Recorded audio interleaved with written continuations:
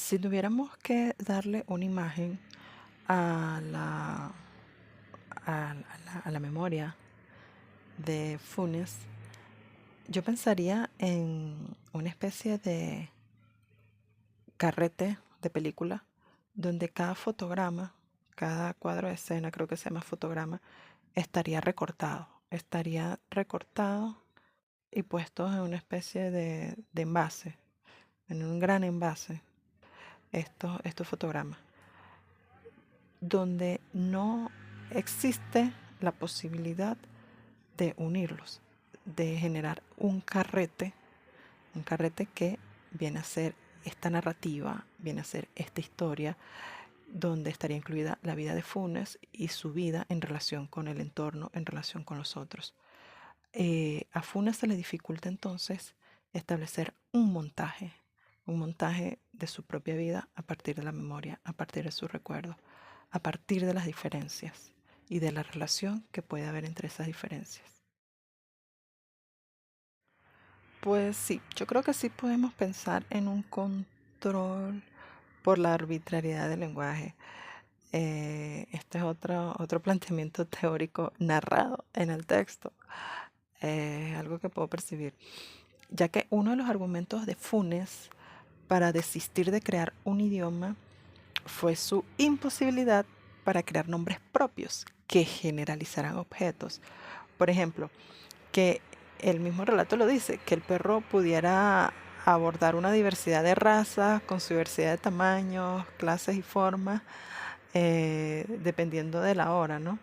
Eh, es- Creo que es una cita que me gusta usar mucho y en las clases y tiene que ver con que eh, una forma de detallar, de ubicar el detalle y olvidarse de lo general, ¿no? Y está muy bien ilustrado en el relato.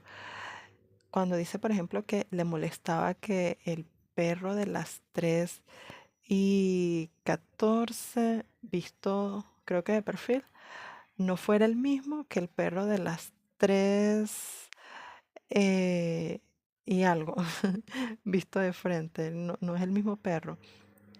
Entonces, esto evidencia hay una especie de menosprecio por la organización del lenguaje, eh, que también implica un desprecio por el pensamiento, porque para pensar necesitamos asociar grupos de generalidades que se diferencien. Aquí sigo con lo mismo que había planteado anteriormente.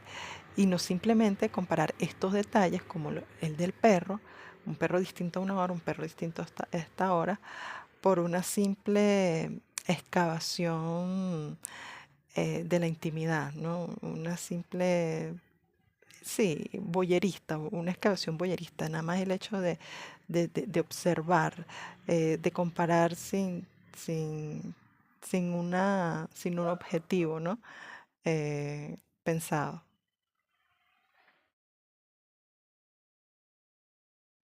Entonces, la diferencia que se me ocurre entre estandarizar estos fragmentos mínimos y anular eh, los grandes grupos o las generalizaciones es el hecho de que si algo general es una forma amplia, tú eh, las puedes moldear, la puedes transformar, darle otra forma, ¿ok? Mientras que si estandarizas, destruyes o despedazas esta generalidad eh, en partículas más pequeñas y las estandarizas, ya no hay posibilidad de transformación. Quedan así. Entonces, esto es muy peligroso cuando sucede con el lenguaje. Cosa que además es un poco ingenua porque el lenguaje a partir de los mismos hablantes se resiste a estos tipos de imposiciones porque nadie quiere que le quiten la posibilidad de transformar el lenguaje de una manera autónoma, ¿ok? Entonces es algo que se plantea, ok, yo creo que es posible ver con Funes.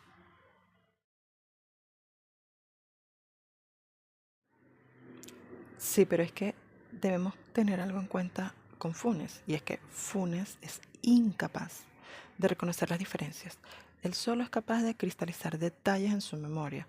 Es como si fuese una especie de flash memory o de pendrive. Entonces, es un almacén de datos. Cuando percibimos las diferencias, los detalles están incluidos en ellas. ¿Ok? Eh, por ejemplo, una mujer es capaz de pronunciar la R y otro hombre no. Estos son dos grandes, esta es una gran diferencia entre estas dos personas, ¿no?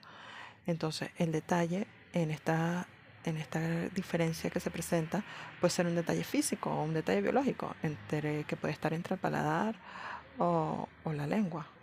Ahora bien, si solo se enumeran o se describen los detalles, se pierden las generalizaciones que permiten observar las diferencias. Y esta observación de estas diferencias son las que nos permiten a nosotros crear un sentido, porque en esta observación nosotros establecemos asociaciones y al final del día esto se traduce en pensar. ¿Ok? Entonces, ser un almacén de datos eh, es lo más parecido sí, a ser una especie de memoria, pues, de memoria digital.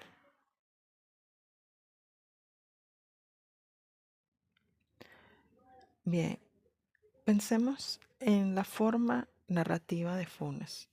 ¿Cómo narra? ¿Cuál es la forma de narrar la historia que tiene Funes?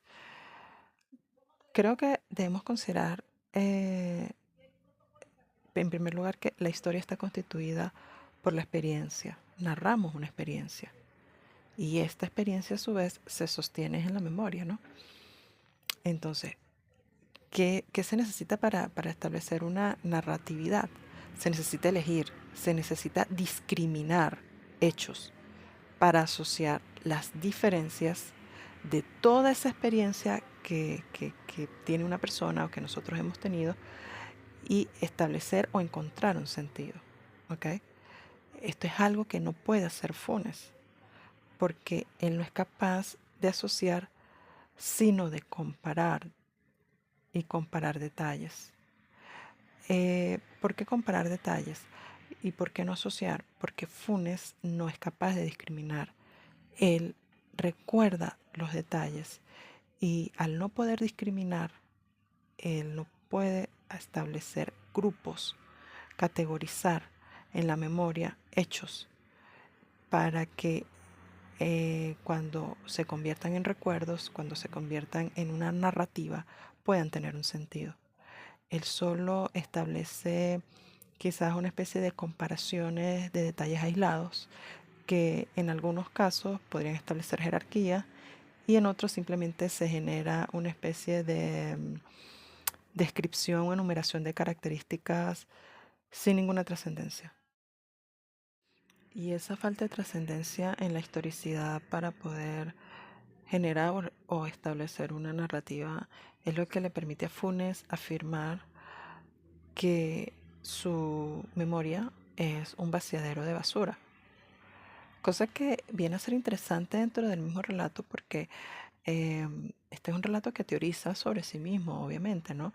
Es como que Funes es incapaz de generar un pensamiento porque solo recuerda detalles aislados y no es capaz de establecer, de discriminar recuerdos para establecer grupos donde pueda considerarse las grandes diferencias y de ese modo buscar formas de asociación que le permitan generar un recuerdo, una narrativa, un sentido.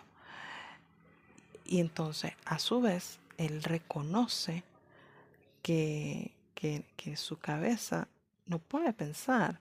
Es decir, él piensa que no puede pensar. Y esta es una paradoja en el relato que me llama mucho la atención. Él no puede pensar y sin embargo tiene la posibilidad de reconocer esa misma dificultad, ¿no? Una lengua de este tipo, como la consideró Funes, escarba en la intimidad del otro. Y pues él porque pues él no está interesado en asumir que una forma pueda transformarse autónomamente, como ejemplificó con el perro. Esa odiosidad que le produce el hecho de que un perro sea diferente a una hora y sea diferente a otra hora, y puestos en lados distintos, en posiciones distintas, para él esa es una autonomía eh, fastidiosa, puesto que él necesita una lengua que controle esta autonomía. Es un dispositivo de control, que esta lengua debe ser un dispositivo de control que no solo puede abarcar todas las posibilidades de las cosas y los seres, además debe inhibir o inhibe, o, debe ser o es una consecuencia el hecho de inhibir el pensamiento, eh, de inhibir, sí, de inhibirle al pensamiento otras posibilidades. Pues la forma general se despedaza en estas pequeñas estandarizaciones mínimas. Entonces se me ocurre que un lenguaje de este tipo no puede jamás ser inclusivo.